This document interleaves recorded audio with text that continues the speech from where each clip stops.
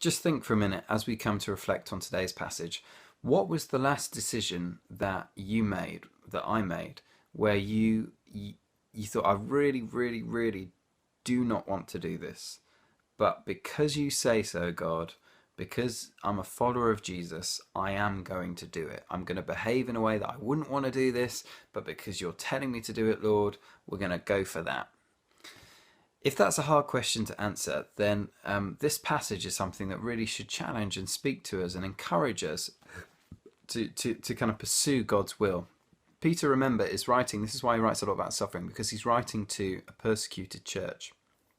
The whole of the church in those days was suffering in one way or another. Peter himself, as we said at the start of this letter, ended up being crucified upside down, we think, and he knew persecution firsthand. And what he's saying is that suffering is part of being a follower of Jesus. We shouldn't be surprised by suffering. In many ways, we should expect it. And here he actually talks about how, therefore, since Christ suffered in his body, arm yourselves also with the same attitude, because whoever suffers in the body has finished with sin. And that's not to say we should seek suffering out deliberately. That's not the point.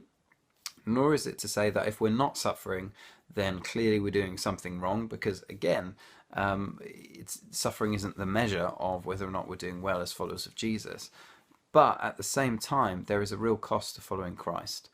And generally, it seems to me like we can never earn anything in the kingdom of heaven, but God rarely does some great work without there being a great cost. And in our lives, if we want to see God move, it will involve our being willing to submit our will and surrender our ways to Him. If we're willing to do that, He'll be able to use us more and more. And if we're not willing to do that, then it will just limit Him, because He never forces Himself, and He will only do what we allow Him to do in us and through us. And one of the things I've been discovering in a whole new way over the last little while is that I am most likely to be used by God for anything that has eternal purpose when I surrender my will to Him.